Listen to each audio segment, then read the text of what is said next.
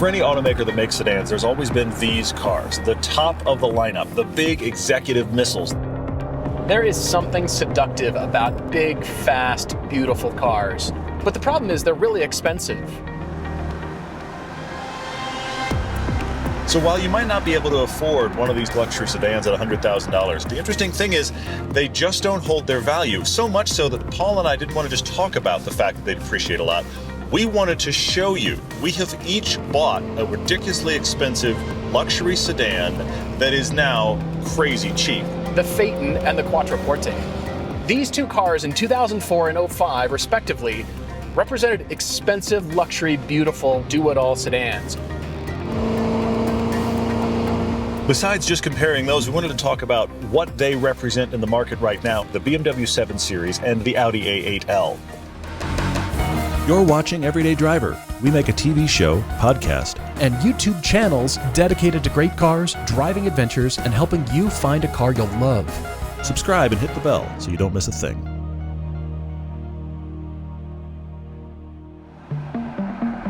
This is a brand new Audi A8 from our friends at Strong Auto Group in Salt Lake City. This A8L is pretty loaded out, including the executive package, which is the stuff you really want. This one as spec'd is $92,000. That seems like a lot until you hear what the BMW costs. Audi has gone very tech heavy. That's the signature look that is driving all of their styling. The Audi is far more complex than you would think. Look at the shoulder line and also this fine character line running horizontally down the car, and the washouts. You can see where there's a fine detail line and then washes out into the body side and then picks up again, and then all these lines wrap around the car. This is carefully done.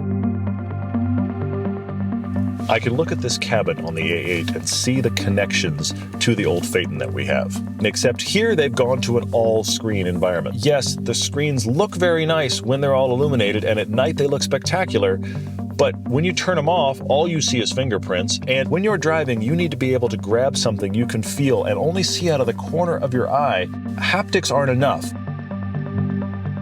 This is the A8L, which means the long wheelbase. It actually has an inch more rear legroom than the Volkswagen Phaeton. I'm actually surprised to discover that I'm more comfortable in the older car.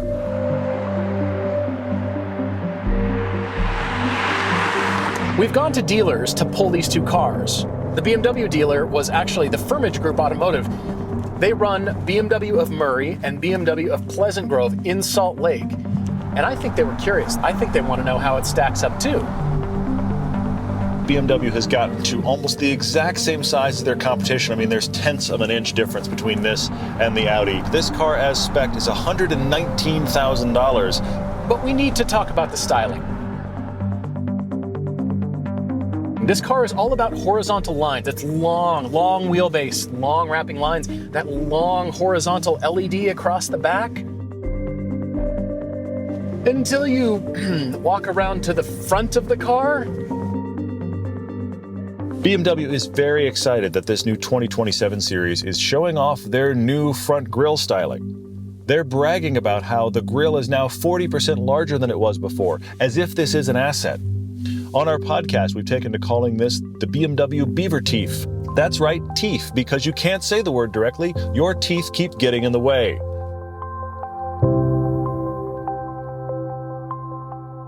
BMW, have my permission to push on the interior design too. You're doing it with the exterior. Come on. I want more out of the styling than just materials and the build quality. I want a freshness. I want this car to be more sensuous on the inside. Even though the materials are great and they've thrown tech everywhere, BMW has steadily refined their iDrive. It is one of the best, most intuitive systems out there now. It is a system you can learn while you keep your eyes on the road, and you can navigate through menus with only a minor glance, and everything will work like you hope it will.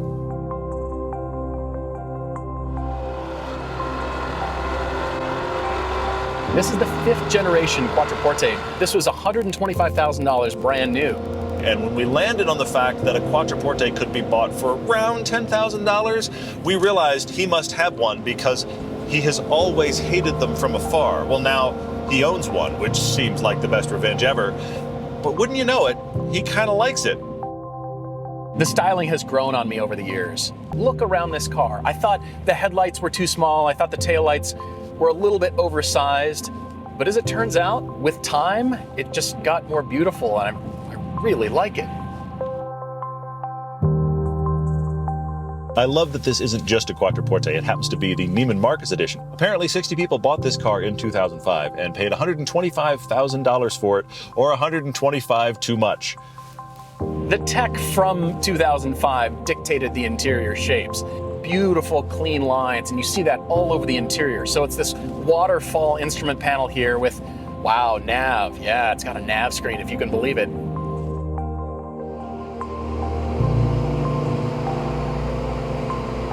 I'm in the 04 Phaeton. This was conceived by Ferdinand Piëch, who is the grandson of Ferdinand Porsche and the nephew of Ferry Porsche and the cousin to Wolfgang Porsche. So, you know, he had connections.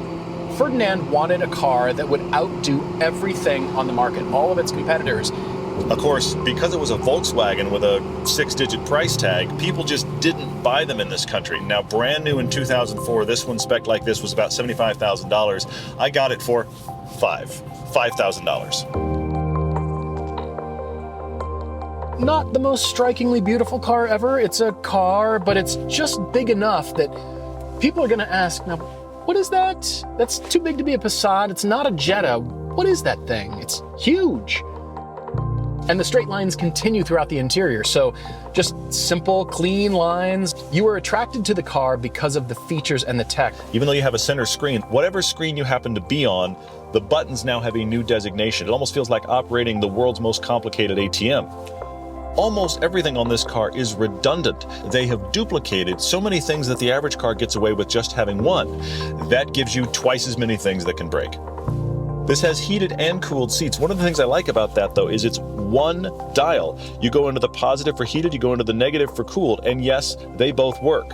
I know that these others actually claim to have more room than this does, but honestly, when I sit in the back of this car, this is the one that feels the most spacious and the most comfortable to just hang out in for a while. Everyday Driver is brought to you by Hagerty Drive Share, connecting people to cars they actually want to drive. With all of these cars, you look down and you think, really? That's as fast as I'm going? It didn't feel like it. But indeed, yeah, you're going that fast. You want it to go fast when you need it to, stop when you're ready to, and give you comfort. And by the way, this seat massager is great while you're driving along. What's interesting about the Audi is that it's got that 48-volt alternator starter that adds 16 horsepower. You're getting a little bit of a boost out of the turbo V6. This is a 3-liter turbo. It's giving you about 335 horsepower, about 370 pound-feet of torque. It has pretty similar output stats to the Volkswagen Phaeton from 15 years ago. From a power perspective, this is not the car to romp on, even though it's not slow. It does have that Autobahn kind of thing going on where just once you're rolling, you never want to stop. 0 to 60 here is just under 6 seconds, which makes it a second and a half faster than that old Phaeton. But it is more than a half second slower than the big, powerful 7 Series. Now, in this class of vehicle, are you worried about the 0 to 60? I mean, really? Are you concerned about that? Probably not. The 750 is a V8 with the turbos right in the V. 523 horsepower, 553 pound-feet of torque. For a car this big, it shouldn't move this fast. Entirely clothed in maturity. But there's a little bit of irreverence hiding down in. You gotta go find it. That's what I like about these two. When you consider the fact this is almost exactly the same size as that A8 and within about 20 pounds of the same weight, that is a shocking power difference. One of the things we've liked in almost every modern BMW we've driven has been the combination of the engine and drivetrain. This 7 Series holds that up because it's got a ton of power. It shifts so quickly. It's got more than you expect anytime you ask.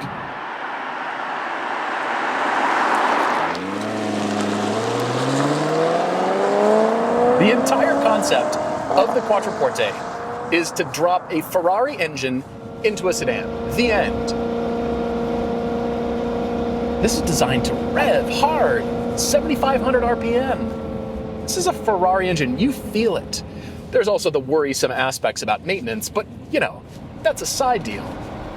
It does feel really light on its feet. That 400 horsepower actually makes this the second fastest car of the four we have here. That BMW has 150 more horsepower than this and only gets this by a couple of tenths of a second.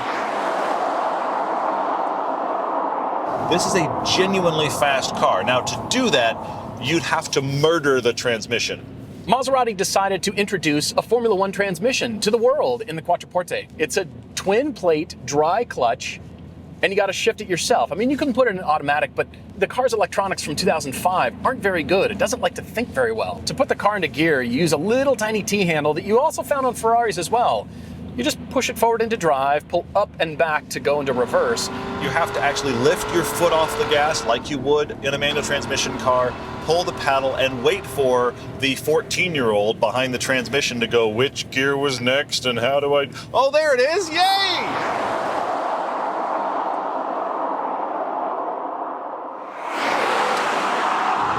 Phaeton is just a train. It's just a shove, constant shove. It just goes. She just goes. 335 horsepower, 4.2-liter V8. It moves more quickly than you would think for a 5,200-pound car. Cars of this size should be heavy and comfortable, and they should float and all that stuff. But 5,200 pounds? There's SUVs that can tow that much that are lighter than this car. On paper, this is not enough engine for this car. However, when I really put my foot to the floor, I'm consistently surprised by how much power this car can find. This engine doesn't have the song or personality of that Maserati Ferrari-derived motor, but it keeps surprising me with its power output. Everyday Driver is brought to you by Covercraft. Use the code EVERYDAY for 10% off your order.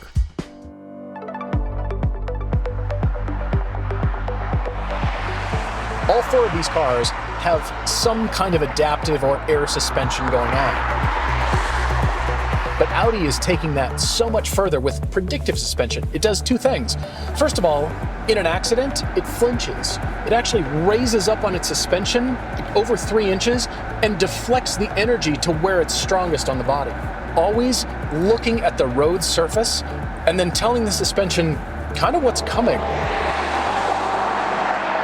From a driving perspective, this is not the one to hustle. Even though you can, it's a little scary, but it's similar in weight and size to the 750. It's very quick, and it does handle pretty well. It never feels smaller, and it has quite a bit of body roll. Even in dynamic mode, we were noticing even when we'd shoot it, you could just see the body roll happen to this car. This drives so heavy. There's no information whatsoever. There's no feedback, and the suspension is doing amazing things to help me hustle 5,000 pounds of car through the corners that shouldn't. In spite of the increased weight and the huge scale of this car, and the fact that BMW, like everybody else, has gone to all-wheel drive on many of their models, it doesn't feel like it was focused first and foremost on being a luxury car. It feels like it was focused on being a driver's car first and a luxury car second. That X-Drive system is 60% biased toward the rear, and that does make it feel like more of a driver's car than a traditional all-wheel drive system. If I drive this the same way that I drove that Audi, this BMW is far more planted and agile anytime I ask it to do something. BMW has introduced a few years ago the carbon core construction, where they're combining carbon fiber reinforced plastics and carbon fiber and aluminum and steel to make the passenger cell and make everything about the car lighter. It's just over 4,700 pounds, which is heavy. But the car looks heavier than it is. It looks longer and bigger and heavier than it actually is. And it translates to the driving too. It drives lighter and nimbler than the weight and size would suggest. I'm taking the corners far harder than I ever would in other sedans. And even though there's precision without a ton of information, there's a lot to like here. Quick sweepers at highway speeds are something that it just absorbs. A mid-corner bump comes and goes, and it doesn't unsettle the car. The A8 can't keep up just as fast as this. The Maserati's big, but it's the smallest of the bunch. Among big sedans, this is the sports car. This is the Miata of all four of these cars. This has a constantly adjusting suspension system, which sometimes gets it right, and sometimes is soft when you need it to not be, and vice versa. When you slow way down, though, it gets floaty. It gets like waterbed soft, that it feels like, is something broken? But then when you get it on a road and you actually push it a little bit quickly, everything is plenty stiff, and it actually rotates really well.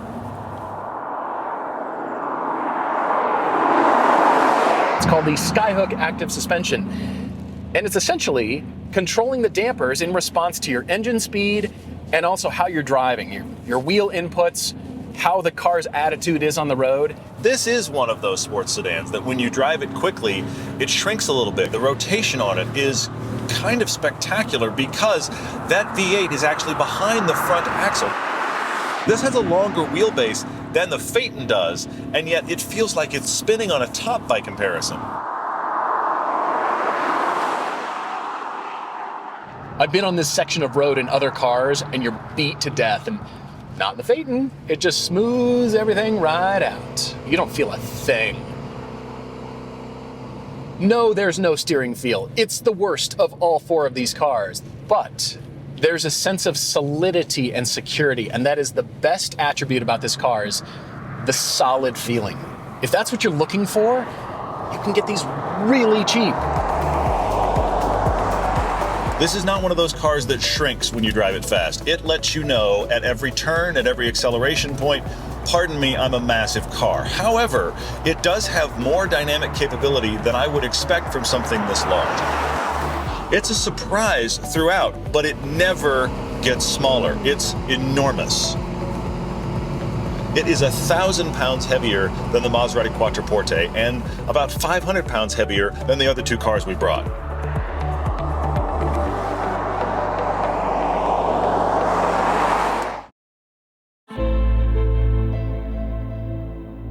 What are you getting when you buy brand new, high-end luxury cars like this? Well, you're getting a warranty, you're getting new tech, and certainly new style, but is the driving experience any better?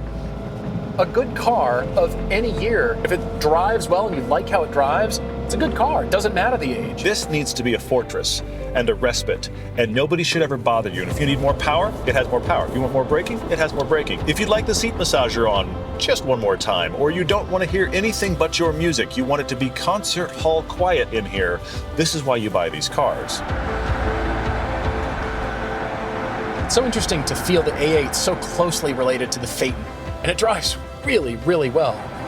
But I feel the weight. It doesn't get smaller. It doesn't drive better. This just feels heavy. When I think about just what are the luxuries and where do I want to be and what's the car I'd like to sit in for hours at a time, the A8 beats the 7 Series. I prefer this package for the cross-country cruiser car. It's not as good to drive as the 7, though. It is a lot better looking.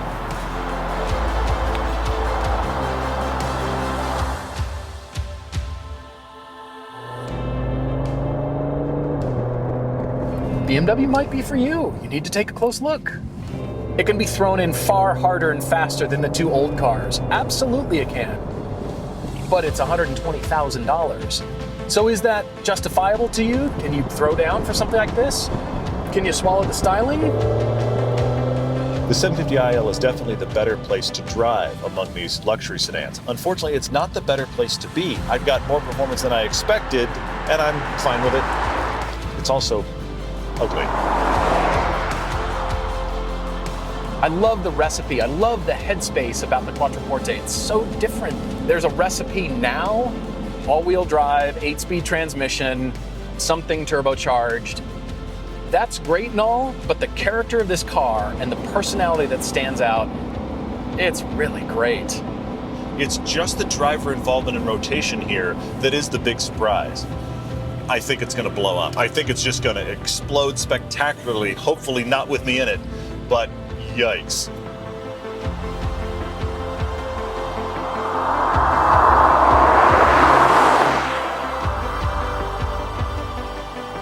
All of the ego from Ferdinand Piëch resulted in a very impressive armored personnel carrier. The heated and cooled seats, the luxury appointments, the really nice materials. You don't get in this car 15 years old and feel like, well, this is just terrible. It's still very nice, it's just not brand new.